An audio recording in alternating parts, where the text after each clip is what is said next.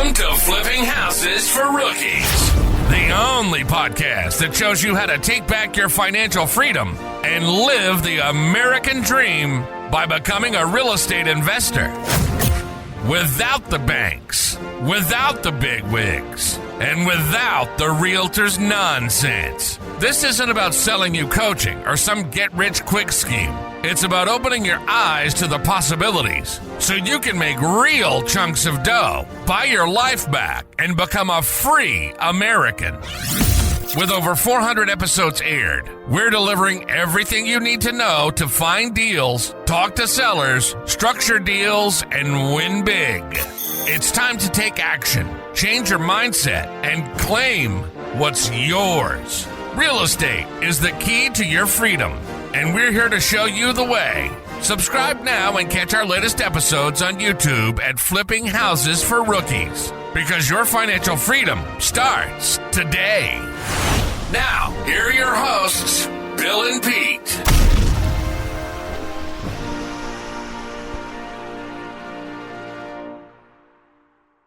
Ta-da! Here we are at Flipping Houses for Rookies. Yet again, Peter, yet again. Episode number 438. Woo! All I can say is everyone, glutton for punishment, all of us. Listening. Mm-hmm. So here is today's podcast title. How to double your income and double your time off in creative real estate. So from a copywriting perspective, I usually use a tool, like an emotional tool that weighs how like good the title is. Oh, and really? This title scored really bad. Oh, but I liked it, so let's see what happens. So how to double your income. Who's smarter? Who's smarter, you or a machine? Yeah, exactly. How to double your income and double your time off in creative real estate. So here's the description. Here we go. In this raw, unfiltered episode, it doesn't matter if you're rolling in dough or flat broke, if you have a 500 credit score or an 800 credit score, or if you've never done, or if you've done zero deals. Because for every investor making 7 figures, there are a minimum of 1,000 others grinding it out to do deals. Missing kids' birthday parties, family time, even days off, all to make ends meet. Give us 57 minutes of your undivided attention, and we'll show you the exact blueprint to double profits and double time off in your life. No theory, no fluff, just a precise framework you need to start getting 5-figure paychecks within 30 days for matchmaking real estate sellers and buyers without a license, debt, or even risk. But there are 2 conditions today. One, listen to the entire episode. No skipping. Every minute matters today. 2, take action within 30 days. If you can't commit to these 2 simple requests to become wealthy, please don't waste your time and listen today. It's not for you. The clock's ticking, so make your choice. Listen or don't listen. Here we go. Okay. So let's do our housekeeping type activity, Peter, which has changed considerably. The only thing I'm going to tell you is that I used to put links in the conversation, in the description of free stuff. Yeah. I've stopped doing that. So here's what I would like you to do: is if you leave us a 5-star review wherever you're watching us or listening to us, and you take a picture of it or a snapshot of it and send it to flippinghousesforrookies@gmail.com, I will send you gifts. Often I'll talk about them in the podcast, so when you send me your email, tell me what you would like to have. It's usually scripts and calculators and that kind of stuff. that we sell other places. I've given away courses, all kinds of stuff. So tell me what you have, what you do want, and I will send it to you, especially if you've listened to past podcasts and you want something I've talked about in the past podcast, we could do that. So, again, leave a review, a 5-star review, and wherever you're watching or listening to us, take a snapshot of it, send it to flippinghouses4rookies@gmail.com. Okay? Also, make sure you subscribe to us and you like us and do all those other kind of really fancy things that help you and help us and make everybody happy. Okay? Sounds so there good. you go. Here we go, Peter. I feel like I need to start off today with a bit of voodoo. Oh, okay. Which is slang for deceptively simple, almost magical solutions or ideas. Right. I actually feel this way in my coaching group. Like I have to get little dolls of my coaching clients and I got to stick pins in them or I got to move them around and show them what to do because they're hypnotized. They let their environment control them. I mean, think about hypnotism, right? Yeah. Here's a guy on a stage, he hypnotizes you and then he tells you, when I cough, you're going to straighten your tie out. Right? That's the environment telling you what to do. And way too many of us on planet Earth are hypnotized. You got to get out of the spell. True. I mean, I see somebody talking. Somebody starts to talk and they stop talking. You were talking. Keep going. Don't let the guy stop you. I mean, on TV news thing, somebody starts and they get cut off just like they just, oh my God. Yeah. You can't be controlled that much by your environment. You have to try to push your way through a little. You gotta you gotta be you. You gotta do you. Exactly. All right, here's why I say this. The truth is, the only way to start making money within the next 30 days with creative real estate is to get control of your time and intention or actual conviction. Okay? So you have to control your time, right? So let's just talk about time for a second because time has we have a different viewpoint of time. So time, let's say you're in a room, right? And like I'm in a room right now. I'm in my office and there's 4 walls and a ceiling and a floor, right? We'll call the walls like the anchor points or the barriers to your space at that particular moment, right? Don't know because we froze. So whatever you said, I agree. Yeah, you froze. Yeah. So sorry. So you're in a room and you got walls and you have these barriers, right? Yeah. So time would be something that moves across the room. That's time. It's the particles in the room or the particles in your space are moving, and that's how you know it's time because something's moving. Yeah.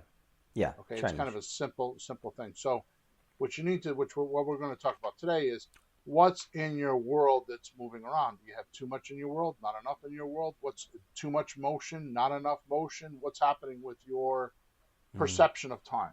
Right? Yeah. Yeah. And the only thing that changes that is your intention. Do you want that thing to move or don't move? That thing in your room, right?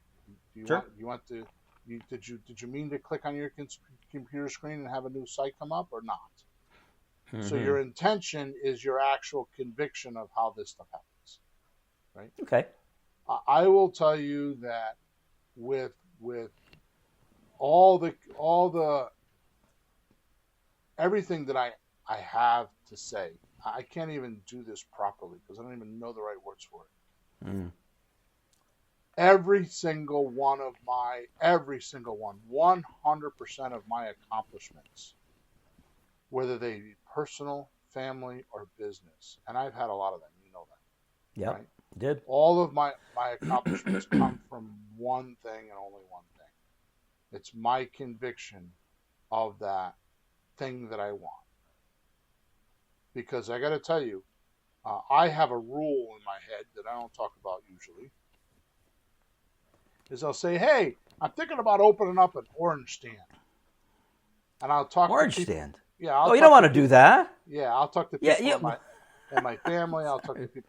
And I've learned that the more people that tell me that's stupid and a crazy idea, the more I should do it. Number one. Yep. Number two, The real people I got to talk to are the people that would buy oranges from an orange stand. The people that would pay me are the real people I got to get suggestions from. Okay, Sure. so without that conviction, I would never be where I am right now. I would not be, and not even because I don't feel like I'm anywhere right now. I still feel like I got another 20 years of the best production of my life because I've got 61 years of learning, experience, and wisdom, right? Yep. So this is why I think we got to do some voodoo today because we're talking about people's time, right? And we're talking about their ability to their conviction of their goals and what they want. I mean, that's a whole nother issue. Like, how do you set your goals? How do you know what they are? You know? And I will tell you that's another talent, which I think we'll cover in the next couple of weeks, but we'll see what happens because I've covered it before and I feel like I'm redundant with it. Our famous New Year's podcast is Goals Are for Losers, right? Mm-hmm. Hey, it bears repeating. It bears repeating at least once a year, so might as well be January 1st. Maybe. Oh, yeah. So a good workable plan would consist of those few things that only you can do because they're the highest paying activities. So we're going to talk about this. So, and this itself could be very creative to not find ways to do more things. Ooh. But ways to eliminate, downsize, and outsource tasks that contribute very little to your work life. So the creative part of this is, no, I understand you got a job, and I understand you have a family. I understand you got all these things going on. You got to take care of your parents, or you got, kids, or karate and soccer moms. And I've heard it all. Some I agree with, most I don't. Right? The trick is not to do more in your life, but get some of that, do less of that stuff so you have more time. Right? I remember reading a book a long time ago. I think it was the 4-Hour Work Week. I don't remember. Wow, 4-hour work week. I'd be happy with a 4-hour work day. Tim Ferriss, yeah. Yeah. And he talked about hiring somebody to do your cooking and your food because how many hours a week do you do that? Yeah. Right?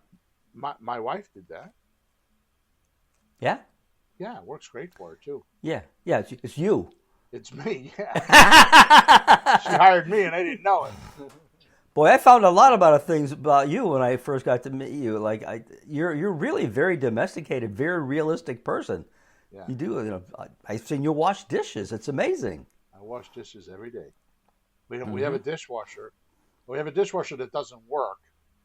And I bought a brand new one, and it's been in the garage, and it's been there probably for 2 years.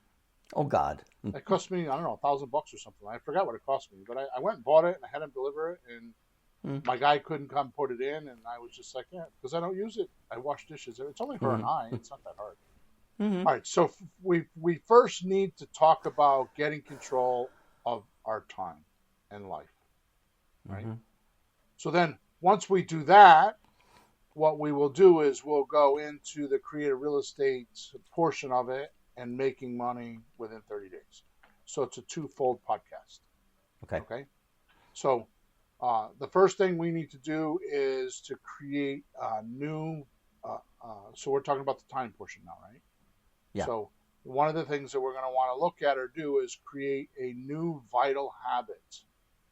This is a new habit. You should write these down. You should have paper and pencil today because I got a couple lists that you should write down.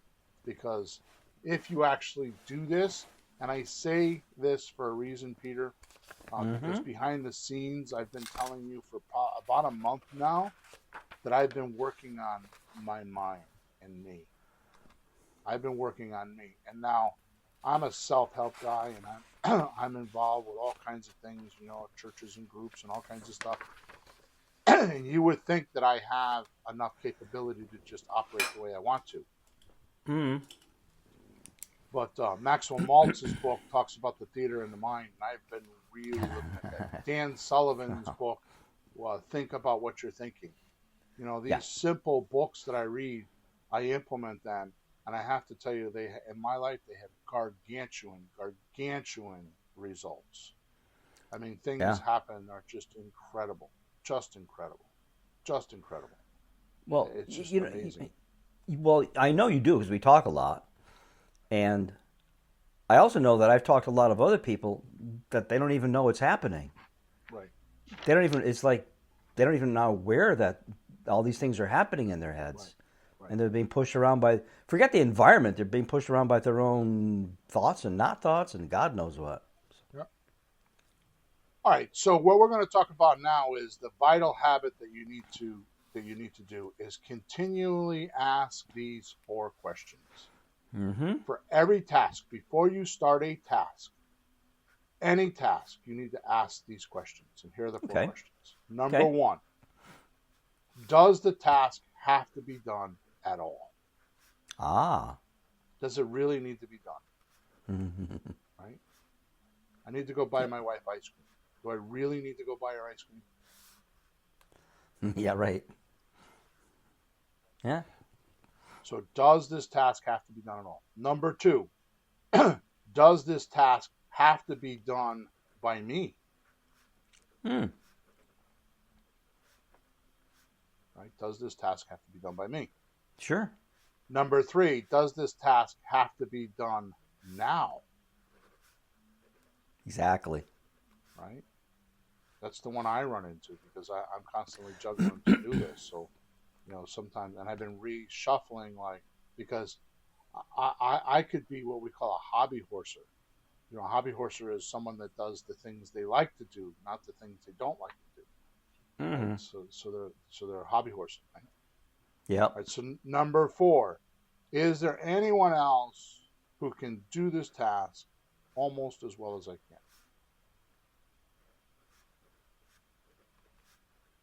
So the 4 are, I'll read them again. 1, does this task have to be done at all? 2, does this task have to be done by me? 3, does this task have to be done now? 4, is there anyone else who can do this task almost as well as I can? It's interesting that you say almost as well. Right. It's actually very realistic. Yeah. Because I know. Right, because I know there's people, well, I can't get people to do as good as me. Well, no kidding. But you can't do everything. So if you could get 2 or 3 people doing things almost as good as you, that might be a whole other person, if at least, right? Right. If they muddle, it's you'll get more done. Now, another thing we could do is to get ROI on our time, right? So get ROI and increase your income and time off. Now, this is pretty cool, Peter. Mm-hmm. All right, because I've started doing this because I write a to-do list. I write a to-do list once a week. Yeah. Right? I used to do it daily. I write my goals. I have 12 goals. I write them every day. I handwrite them every day. Holy cow. And I've started, it's not meditation, but I kind of sit in a quiet room. I close my eyes and I envision the goals being done. Every day. Wow. And it's amazing, right? So here's what we're going to do. On your tasks, right? Your task list. Mm-hmm. We're gonna go to a grading system. Aha. Like when you're in school, you got an A, B, C, or D, right? Sure. And I'll tell you where this comes from. Mm-hmm. I had a friend of mine. I don't know where it was. I think I was in a mastermind group. I don't know where I was. Maybe it was a coaching group. I don't remember. But they're like, the holidays. You know what the holidays are about for me? You know what the holidays really are? What? I said, no, what are they? He said, it's your report card. Huh. Oh, really? What does that mean? Well, you go to family and they say, how you doing? What are you up to these days? And they're giving you a report card based on your answer. Right? Mm-hmm. So anyways, let's talk about this. So it's like getting a grade in school, right? Sure. So you're going to go down your task list and you're going to look at each task and you're going to give an A on tasks that you must do. So it gets an A, right? So A is a must do. You're going to give a B on tasks you should do, but you have time to do them. You got a week to do them or 2 weeks to do them, right? like Christmas shopping and Thanksgiving time. You have time, but you got to do them. Yeah. Right? You're going to give a C on tasks that would be nice to do. Now listen to what I'm telling you. This is actually kind of interesting. Tasks that would be nice to do, but have no consequences for you or anyone else. So if you didn't do them, it wouldn't really be missed. It makes sense. There's a lot of stuff like that. Right? You know what I call those? Uh-huh. There's a ton of things. Part of the things what we're talking about, like doing the dishes, you got to eat, of course, and stuff that you do. I call that just getting to square zero. It's just to maintain. You don't get anywhere. You don't get ahead. It's just like the next day, like, yeah, I'm still here. So it doesn't push you forward. That's a good example. Another good example is marketing. I have friends of mine, I got to do my marketing. Right? Yeah. And they're like, well, outflow equals inflow, that kind of stuff, right? And I'm like, yeah, okay. There's other things to talk about with outflow. Like, if you're going to do your marketing, has it increased your income? Because a true executive should measure this.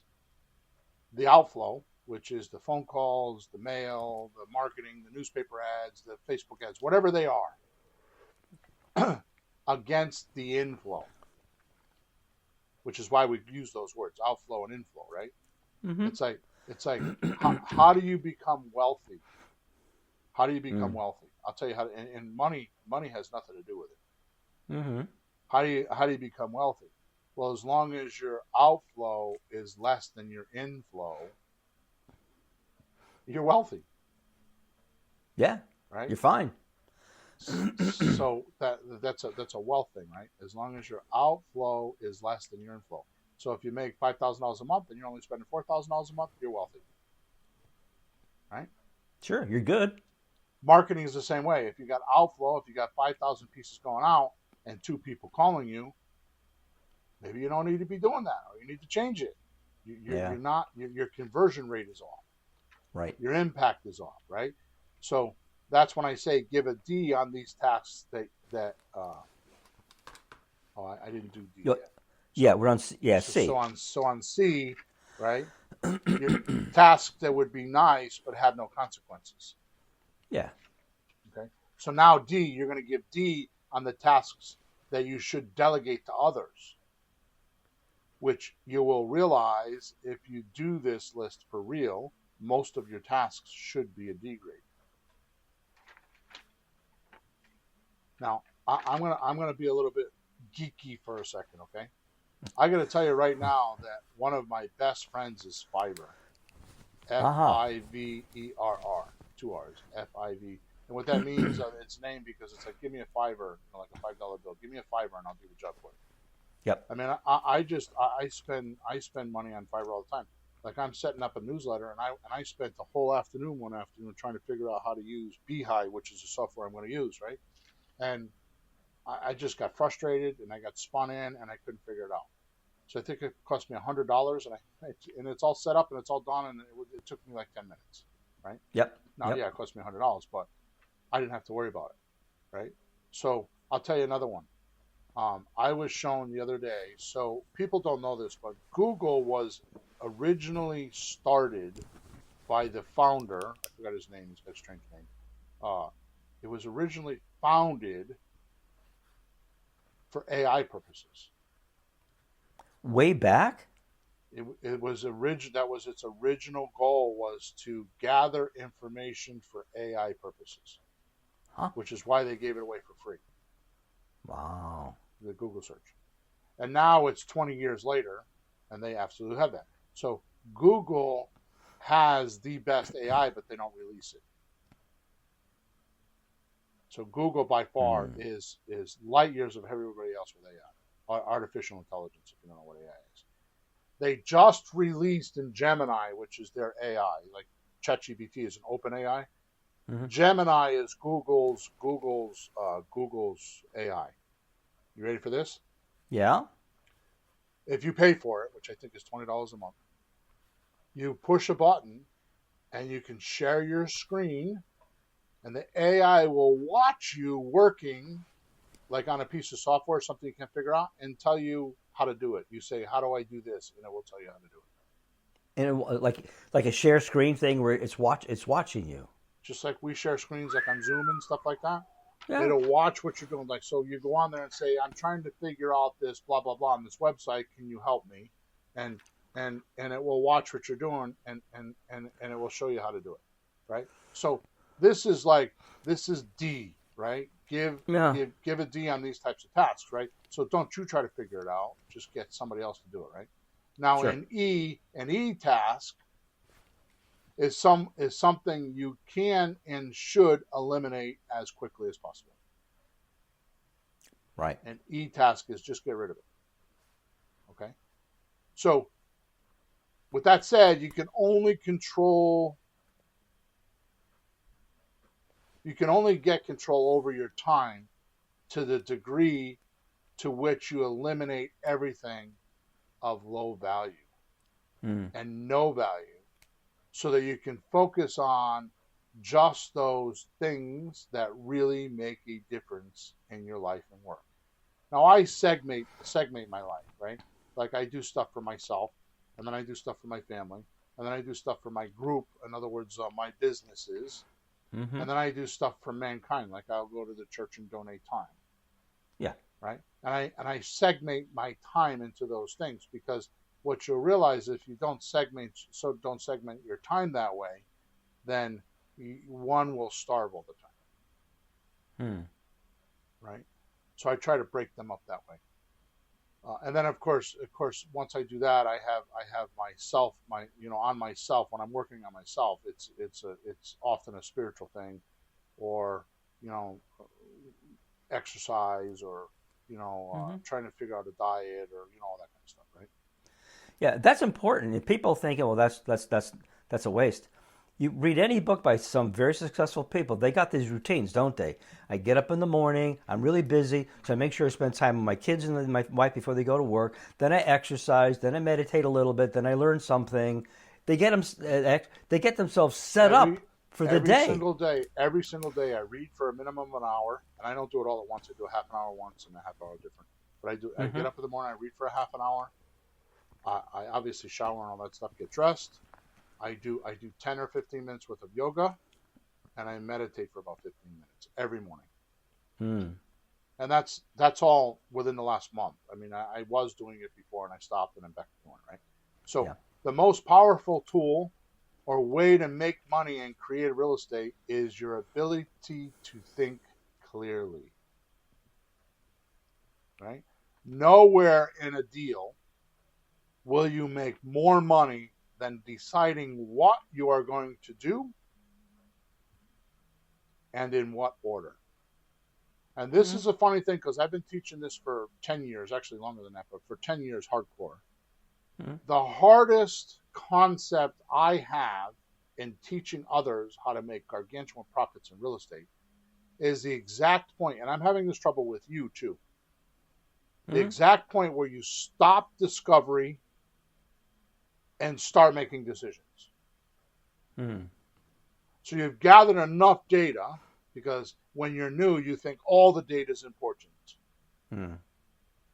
Right? Instead of the 4 pieces of data that we really need, which is price, payment, duration, and down payment if they need it. Once you get those 4 pieces of information, you're done with discovery. Now you just make decisions.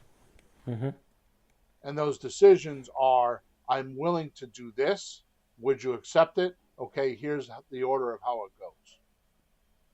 Right? And that crucial point gets missed. It gets skewed with too much data, too much information. This is where the saying came up. You're overloaded with information and you're starving for wisdom. This is where information and wisdom separate. Because you think you need to know about the house and the bedrooms. I never talk to anybody about the house. Once I sign documents, I'll go do that, because it's part of my what order am I going to do things. Yeah, well, we're not living in it. Right. Well, it doesn't matter. It only matters whether your buyers are whether it's going to be popular with your buyers. Yeah. Right. Is it a house a bunch of buyers are going to want to buy? Right. So the truth of the matter is if you know what your buyers want, then I always say, which we're going to do today, the 4 things you need to do on every deal is find a motivated a motivated seller and communicate to them, tell them what you're doing, find out what's needed and wanted, and then give it to them. Well, we never talk about it's the same way on the other side with the buyers. Find a buyer and communicate with them, a motivated buyer and communicate with them, tell them what you do, and then find out what's needed and wanted and give it to them. The problem is we spend too much time with the sellers doing that, not enough time with the buyers, and the buyers are the ones that are paying us. Mm-hmm. So if you understand where the buyers are, they know what you do, like you do lease options, and this is how you do it, right? And you tell them, they tell you what's needed and wanted, like they want to move next week or whatever they tell you, and you can provide it, then you got a deal. So you're better off, which is backwards, because you're better off to have a complete knowledge of your wisdom, not knowledge, wisdom of what your buyers want, and then go find houses for them. That's what a realtor does, right? Well, it makes sense because you would know, talking to the seller, what you should or shouldn't be doing. You'd know if you're close or not close. You know if you're wasting your time or this is what I need, this is perfect. You wouldn't be worrying about, gee, what if I can't sell it? That's what amateurs say. Well, what if you can't, right. You would know. Right. So it's important to do that, right? So if you have too much noise in your world, AKA your job or kids or family or drama, or you have too much noise in your head, right? Because you're not doing things correctly, right? You forfeit doing this. You forfeit having clarity when you're talking about the deal, right? It crushes your accuracy of your choices and deciding how to make money or spend your time. Now, one of the things that Dan Kennedy taught me in his time management book is stop trying to remember everything. Trying to remember things clutters up your thinking. Oh, yeah. Right? So, like, what he does is he time blocks, like each time from like 10 to 11, this is what I do. And from 11 to 12, this is what I do. And he puts everything in there, like, doing your laundry, having sex, eating, crapping, taking a shower. I mean, everything is on his schedule, right? Now, I don't do that. I used to, but I have certain things that happen certain times of the week. My point is this. I keep a notebook in my pocket, as you're aware. And the reason why I do that is because when I have an idea, or if I like drive down the road and I see a billboard and I'm like, oh, I should do that in my marketing, I write it down on in my notebook. So when I get to my time blocking segment of marketing, I work on that and I remember it. I don't have to clutter my head up with trying to remember, oh, I want to do that billboard idea. Yeah. And that's one way to clear your mind up, is start to write things down. So this all goes along the Pareto principle of applying the 80-20 rule. What I just laid out for you as like a mini blueprint on how to focus on the 20%, right? Which is asking the 4 questions and then giving your task list the grading system, right?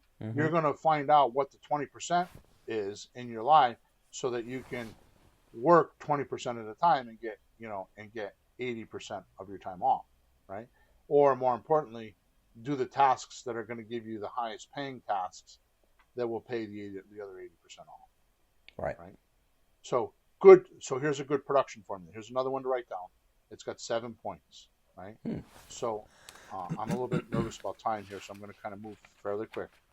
Sure. So a good production formula is this. This is a good production formula. And we're going to bring all these together in a couple of minutes with an example deal. Okay?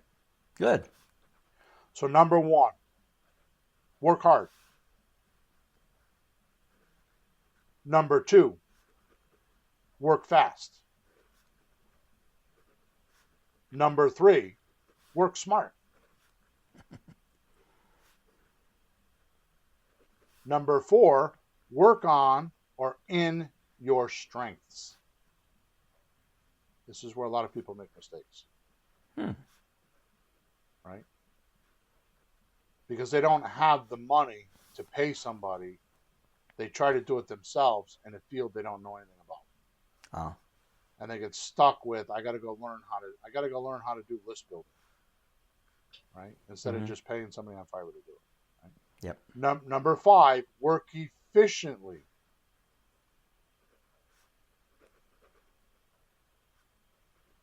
Number 6, work better each time you do it.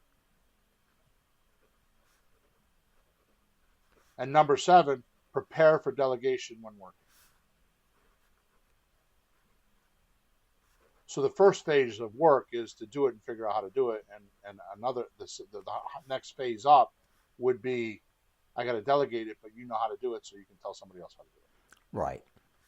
Right. So I'm going to read these again in case somebody missed one. So 1, work hard. 2, work fast. 3, work smart. 4, work on or in your strengths. 5, work efficiently. 6, work better each time you do it. And 7, prepare for delegation when working. So that's not me. I want to thank Brian Tracy from his book, The $1 Million Habits. He was the one that taught that to me. And I want to give him credit for that. I appreciate his knowledge there. So I'm passing it on to you. Okay, now let's go out. Let's get out of our head, mindset type stuff. Uh-huh. And into the physical universe deal stuff using what we just talked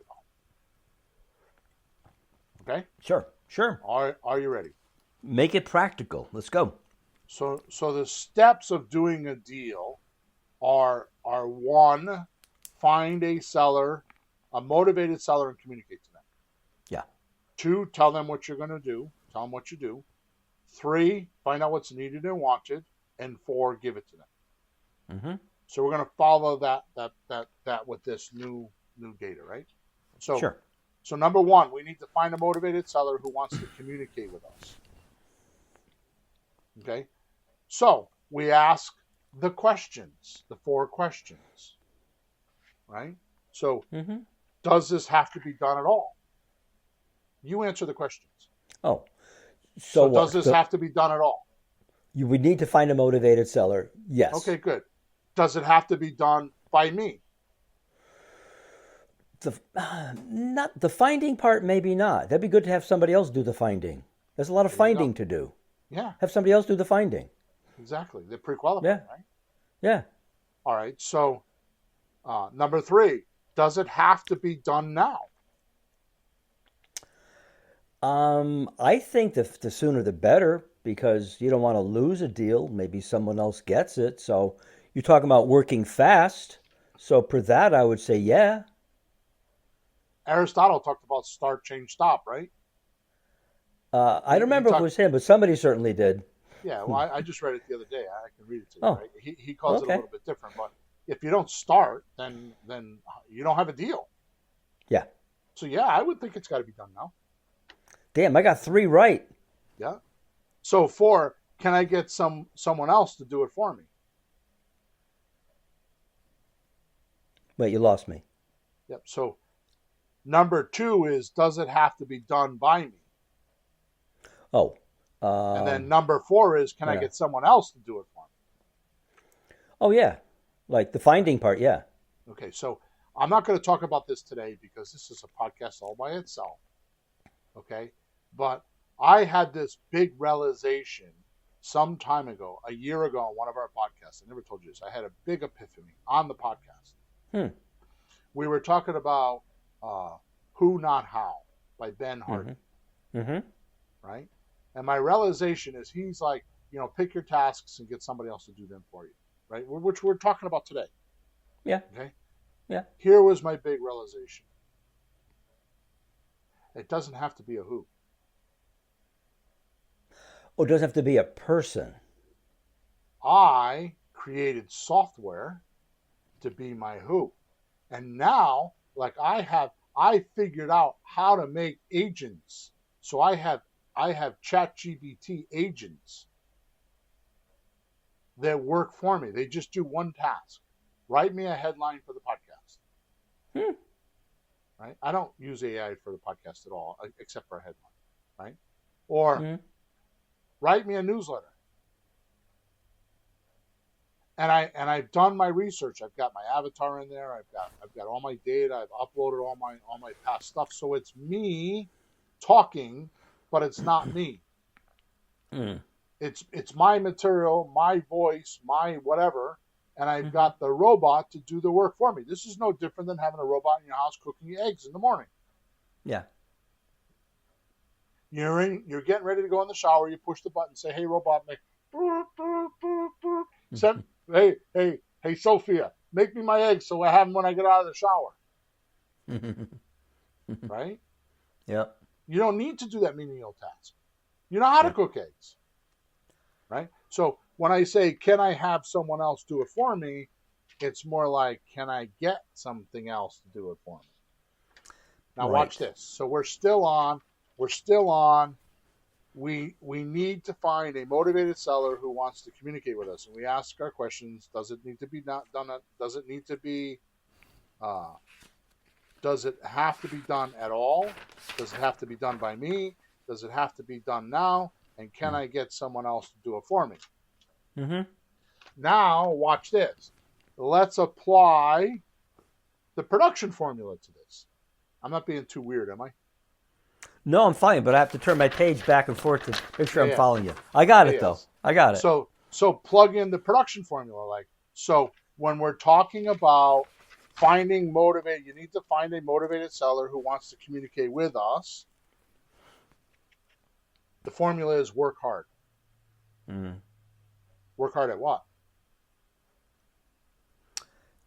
At getting the best way possible to find those motivated sellers, especially if you don't have to sit there doing it all day. But if you keep that's right. If you keep going with the formula, listen to how the formula works. So work fast. So do you want to do a deal within the next 30 days? Then you have to find that motivated seller today. Right? You got to work smart. So you're not like fumbling around on your computer, spending half the day trying to figure out how software works, or how Facebook does this, or how to get a tool to do it, right? You got to work in your strengths, right?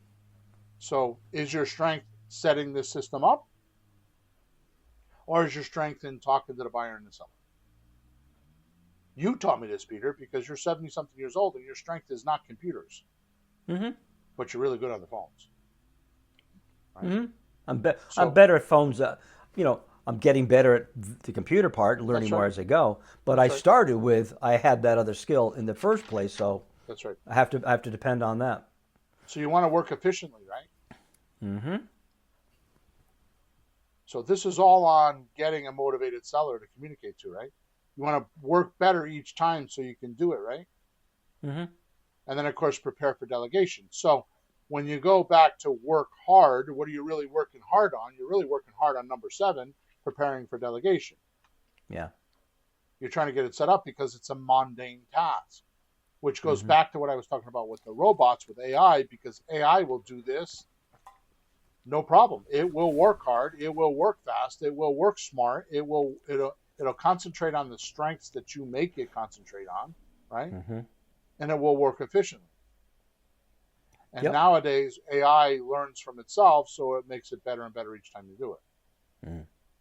Right? That's pretty crazy. I'm really I know you pretty well, but you're almost freaking me out, how it's so organized that the 3 different things all tie up together in just that first thing you said, find a motivated seller, all that. Yeah. Bang, bang, bang, bang, bang. It's just pretty, it's beyond clever.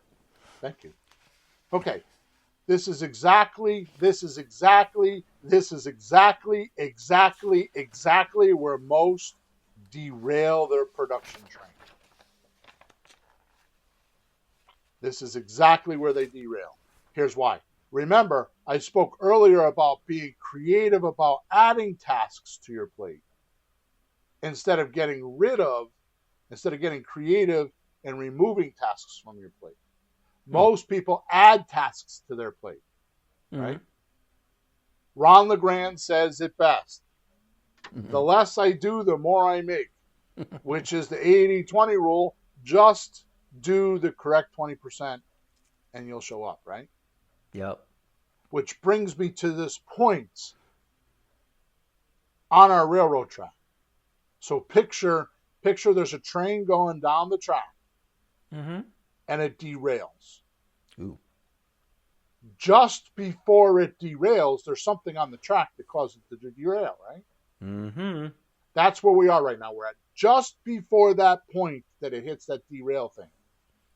That thing that's on the track and it derails. We're right there. We stopped the picture. We stopped the movie. We put it on pause right at that moment so we can evaluate it. Okay? Which brings me to the point of the railroad track, right? Like I said, where we derailed, we have to make this decision. It's one of two things. Just before you derail, you have to make this decision. And this is where most people go wrong. One, what are my available resources to get this project lifted off the ground or off the floor? And two, how much can I use to do this? In other words, how much money can I spend to get this business lifted off the ground? And then say I got $1,000. I'm just hypothetically saying it. Say I got $1,000. Out of the $1,000, how much can we use for this task of finding motivated sellers? Mm-hmm. And if we only have $100 for that, then how significant is that? How clever are we going to be? We're going to go back to the points again, right? Like how clever are we going to? How smart are we going to be? Which is point number 3 in the production formula. How smart are we going to be? You have to be pretty smart if you're limited with that. Right? Yeah. So hypothetically, if you have some dough and want to do a deal fairly quick, we would use something like Creative REI Replay. Now, I'm not pitching Creative REI Replay except for the fact that it's the only thing on the market like it. There's nothing else in the creative real estate business like it. We are the only ones on the market because it does all this stuff 90% for you. It finds leads for you. It skips trace them. It puts them into the system. It automatically texts them for you. They come back in a conversations bucket. In the conversations bucket, the AI actually answers the questions, which, by the way, the AI is like me talking to them. You actually go in every day and you look through your conversations. And even if the AI didn't make an appointment, they pre-screen the people you should be talking to. Like right now, I think we have a few hundred, because I don't know why, but we have a few hundred people a day going into our system. Right? Imagine if we had to do all that work. Right? You couldn't. You just couldn't. You understand? You couldn't even get the step of outflowing to them. Forget talking to them, making a deal, and getting someplace. You'll be spinning your wheels at the very beginning, and that's just too much. So this is where the software and the AI come in today, because because one thing I do know, since COVID 2020, March of 2020, the thing that has changed the most in real estate is the outflow went from we'll say a 1 to about a 9. I think you got an 80 or 90% increase your outflow, because it's just how it is. Yeah. Because people don't respond. Right? Now, the software would do all the hard work for you. Right? If you go back to the 7 points of production, right? Whether it's Creative REI Replay or something else, and there is nothing else like this, you'd have to use 3 or 4 pieces of software and make them all talk to one another, which is hard to do, because I've tried that. So Creative REI Replay will say, does this. The software would do the hard work for you. It would be fast. It would definitely be smart. It would allow you to work on talking to sellers and buyers, because it's sorted out who to talk to and who not to talk to, right? With your strengths of which, by the way, your number one strength should be being human. Yeah. Right? Yep. Oh, For yeah. sure. Hey, Bill, in today's world, being human, as good as AIs are, being human is still a premium. Figure that. Well, think about it. AI is trying to be human, and you are. So just look at that, right? Good. Well, boy, well said. And the funny thing about AI, which a friend of mine, well, he's not a friend of mine, one of my mentors, Perry Belcher, says all the time, oh, by the way, The AI you're using right now is the worst model you'll ever use because it's brand new. Yeah. Right. So your best strength is being human, and for sure the software would be efficient, and lastly, it would be easy to delegate. So it follows the 7 productive laws, right? Mm-hmm. Now, the other alternative is you believe you can't afford the software, which I don't understand right now because we have a special where we're giving you for 3 months, we give you 6,000 leads, minimum 6,000 leads in 3 months, minimum 6,000 leads in 3 months. That means you're paying 16 cents a lead, and we let you use the software for free. We're not even charging you for the software and to do all this stuff. For 16 cents a lead, you pay $1,000 for 3 months, and so my question to you is, if you're following what I'm telling you right now, you're going to tell me you can't get one deal in 3 months out of 6,000 potential leads, minimum 6,000? I don't know about that, right? So this means if you don't use the software, your alternative is you can't afford the software and you should go do it manually. So just like what you were talking about, now you got to find motivated sellers. Then you got to communicate to them. Then you got to sort them out, like are they motivated or not? Like we used to do, suspect, prospect, whack them, not whack them, right?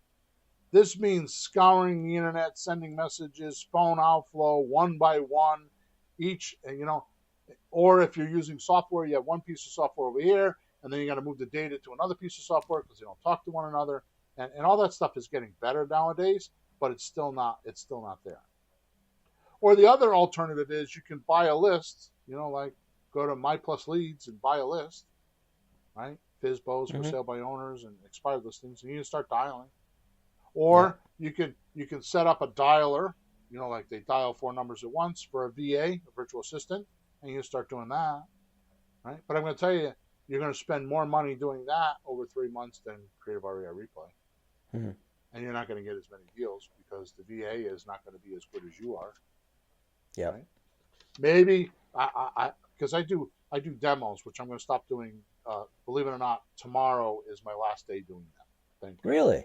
Yeah, we hired 5 salespeople. Right? So I hear a lot of this lately. I want to buy pay-per-click leads. So there's companies out there that do the pay-per-click and then sell you the leads.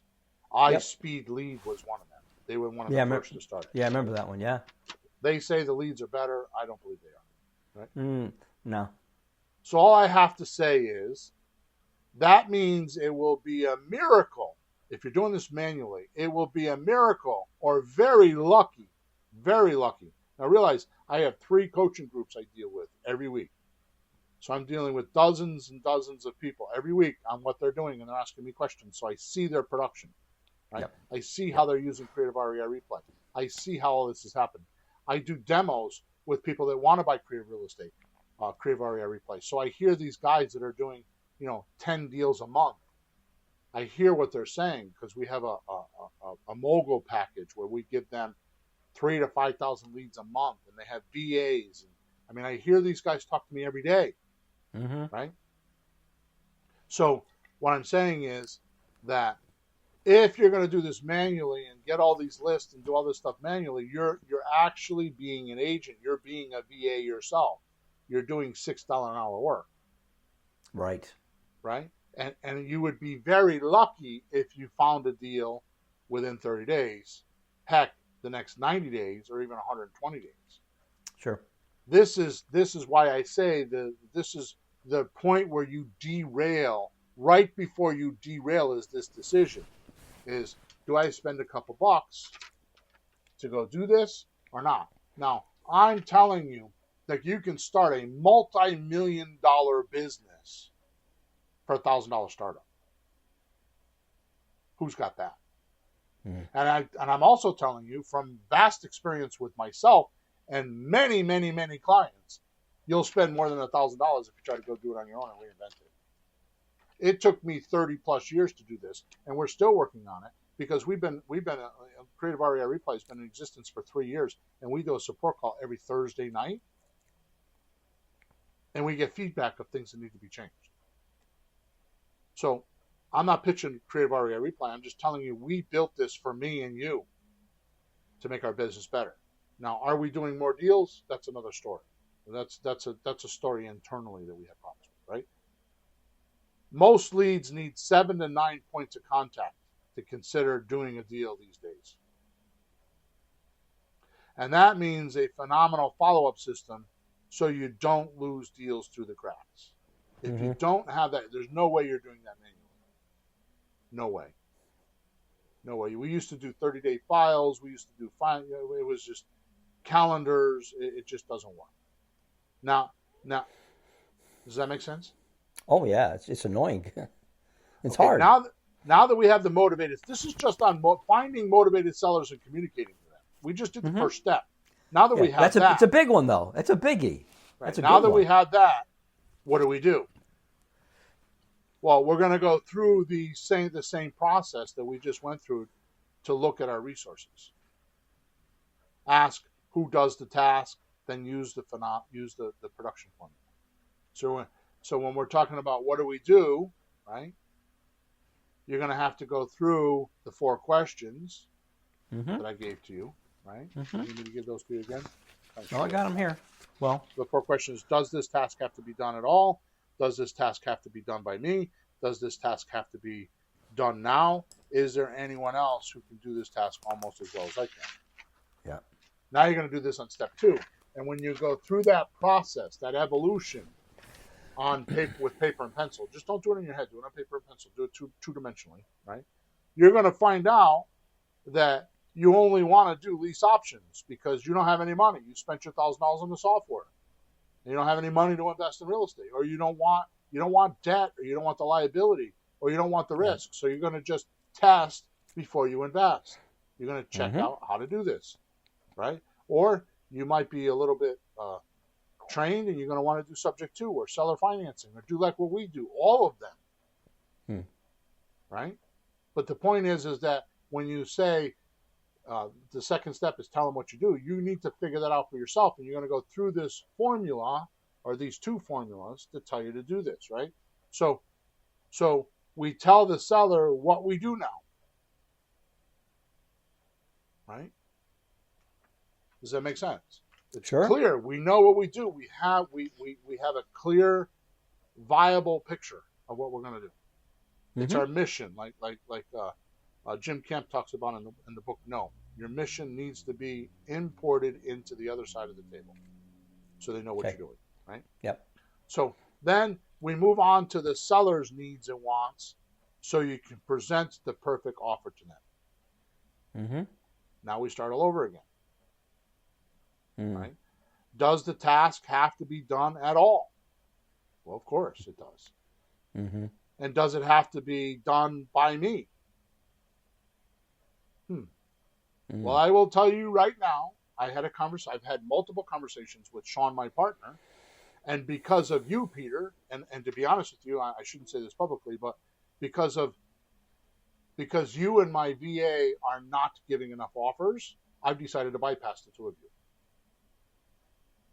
And he is actually working on an offer blaster. It's actually a memorandum blaster. And our software, come rolling around the first of the year, we're going to have the ability to send offers before we talk to people to get their attention. So the question is, does it have to be done by me? Well, pretty soon it's not going to have to be done by me. Where do you think I get these ideas from? From these formulas. This is how the software has been built. Right? Does it have to be done by me? Well, pretty soon, no, it doesn't have to be done by you. Let AI do it. Right? Does it need to be done now? Well, yeah, of course it does. And who else can do it? Well, we're going to let the AI do it. Right? Now, those are obvious, but let's look at the production formula. So we're going to look at the 7 points on this, find out what's needed and wanted, and present it to them. Right? Yeah. So here's the important part, and then we're going to do this. We got a couple more minutes. We're going to go a few minutes over here as usual. While you're on the call, you have to ask yourself, well, will you work hard? Yeah, you're going to work hard. You want a deal. Will you work fast? Well, I don't know. Can you work fast? I can. I got 30 years experience. But what about you if you're brand new? Well, you can if you're using a software because we have calculators and stuff like that. Will you work smart? Will you work smart? Will you use your strengths? Right? Will you work efficiently? Will you work better each time you do it? Right? And will you prepare for delegation? Now, like I said, having done this for 30 plus years, I can absolutely say with some kind of software, these 7 points can't be done in today's world. Now, it can be done, but not to the speed that everybody else is doing it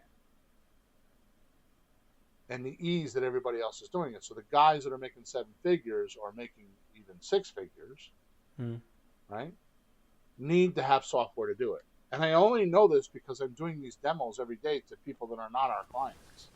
And they're calling us because they want leads. So here's why, in my opinion.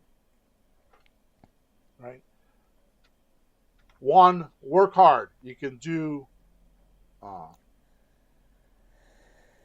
with deal structuring. You got to work hard with the deal structuring when you're on a call, right? You have to work fast. You have to work smart. Best when using the calculator. So you're going to work hard. You're going to do the deal structuring. You're going to work fast, and you're going to work smart by just using our Creative Real Estate calculator. All you do is you put the money in the calculator, and it automatically tells you which deal you should or shouldn't do. It's going to give you those 3 points. You're going to work hard at getting the discovery and getting the data. You're going to put it in the calculator, and the calculator is going to work smart for you, and it's going to work fast for you. Yeah, it does the mathematical calculations. Right. It does it. And tells you which one by stoplight, red, yellow, or green, whether you should do the deal or not. Right? So number 4, you're going to use your strengths, right? Which comes down to your wisdom, knowledge, and experience. Now, if you don't have that, you use the scripts at first. That's my knowledge and experience to you. So you just read the scripts and you have knowledge and experience. But after a while, when you get used to it, it'll become your own, right? By repetition. Sure. And really, repetition isn't for memorization. Like you do it enough times and it works, so you remember it. Repetition teaches you how not to do it. It shows you the mistakes that you made, so you stay away from them. Right? The pitfalls. So number 5. Now we're on the phone now, right? You're going to work efficiently. Is about the Creative Real Estate calculator. When you're all done with the numbers, you just push a button and it does the documents for you. So you're going to be efficient because it used to be for us to make an offer, we get off the phone and we'd spend 10 or 15 minutes drafting the documents. When we first started, it was by hand, and then we got clever and put them on the computer. We would type them, but it was still 10 or 15 minutes because we'd have to take our notes and put them into. Now it's like literally 5 seconds because everything you put in the calculator, it extracts that information and it puts it on the documents, and you're done. So you're going to be wicked efficient. Right? Number 6, you're going to work better at it because the software will record your calls. Right? Then it's going to analyze the calls and pull out your strengths and your weaknesses. Now, we did this on a coaching call a few weeks ago. Do you remember? With you? I do. And what did we do? Well, we put the conversation into we went into Creative REI Reply, and we randomly pulled the recording, right? Then go ahead. Yep. Yeah, so we pulled it right out of REI. The recording's all there. There's a transcript, too. You can see it, read it, and you can listen to it. But we put it into the AI. It evaluated and said, here's what you did right, not so hot, pretty good, try this, learn more, go back and practice.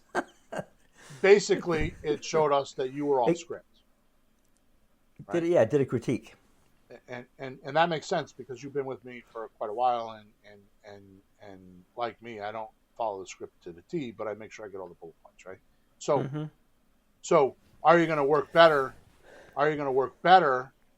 Right, number 6, right? Are you going to work better at it, right? The next time you do it. Each time, right. I mean, just the point of, well, gee, I shouldn't have done that. I didn't have to do that. I could have left that out. I should have focused more on asking this and asking that. Less bad stuff, more good stuff. That's it. That's all you need. So like you said, it's gonna pull out your strengths and your weaknesses. Yep. So this is a podcast stopper. If anything you get out of this podcast, you should get this. How to be successful. Mm-hmm. Here's how you be successful.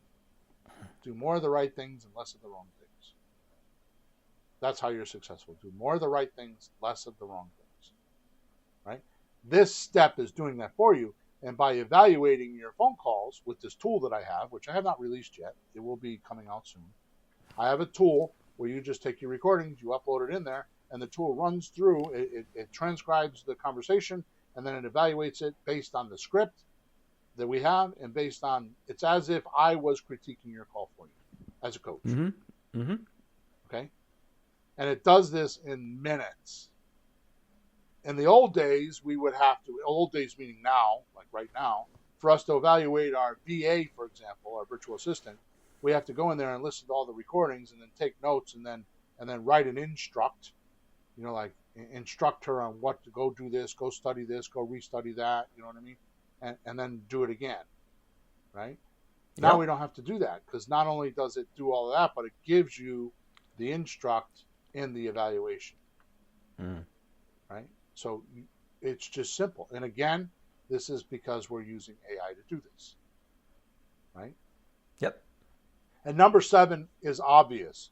All the stuff we just spoke about goes in your software and achieves everything you need to do to delegate. Right? You do it. Once you do it, write a few times. You just record everything, and you just show it to your VAs or whoever you're going to delegate to, and it's amazing. So, I didn't tell you this, but I just fired our VA, and I hired another one. And I hired her because one of my coaching clients is using this other girl, and she's worked for her for 2 weeks and gotten three memorandums. Now, I don't know if she's going to do the same for us, but ours is not doing that. So I hired this other one. Mm-hmm. So is it worth $6 an hour for 2 hours a day? I pay $60 a week. And my expectation is to get 1 or 2 memorandums. Is it worth $60 a week to go get 1 or 2 memorandums so you could talk to somebody about a deal? Right? Sure. And see yes. See? Oh yeah. And it's going along these formulas.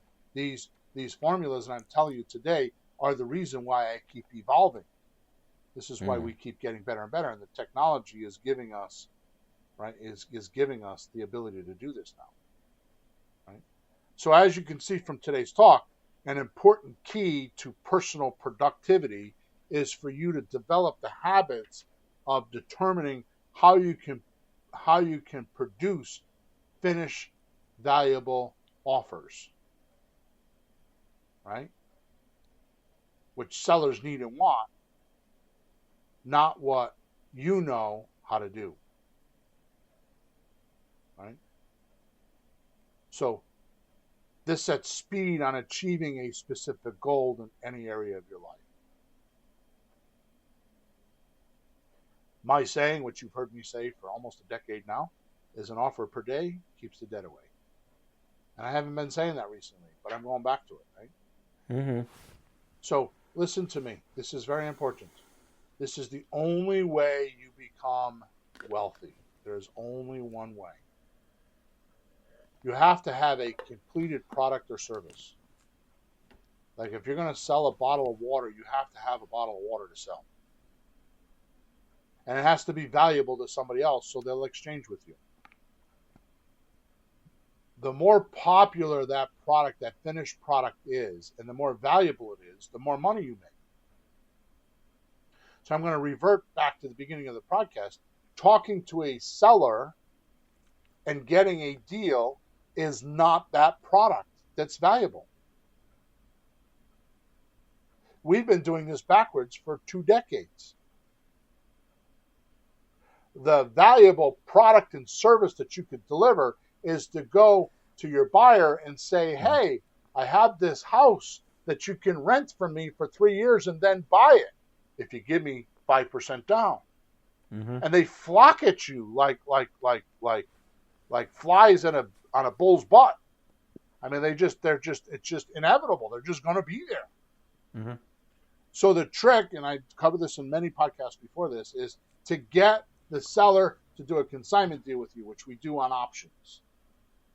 right? We get either a slot deal, a sandwich lease option transaction where they hold the property for 3 years and not be a landlord. They get paid like they're the bank and not get paid.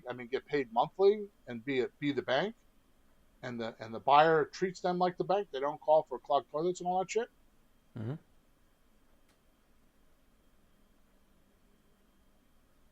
And then get them qualified for a mortgage. And the seller, for waiting for 3 years, gets 33 to 34% more money than what the house is worth. If it's a $300,000 house, they're getting $400,000 for the property. So they're getting an extra $98,000 or $99,000 for waiting the 3 years. So there is exchange in abundance.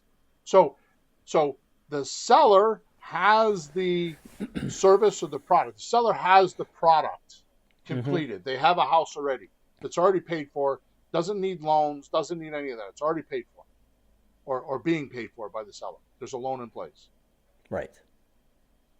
You come along and offer your service of, well, I'll go get you some buyers.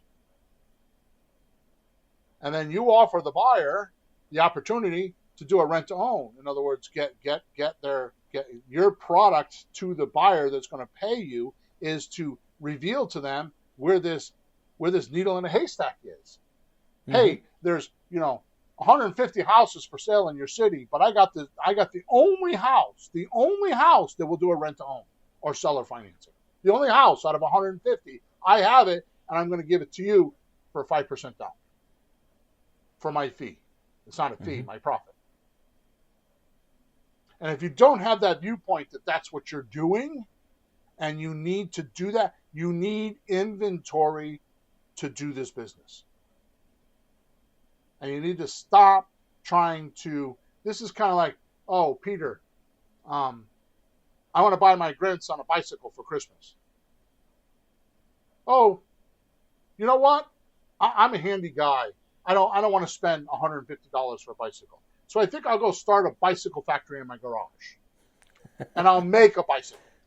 And then I get all wrapped up in how to make bicycles. Right? Which is going to cost me more than $150. And this is the derailment I'm talking about with the train tracks. Right? So if you could actually realize what we talked about today in this episode and actually get super efficient with your available resources and wisdom to make an offer machine, you can double your income and double your time off.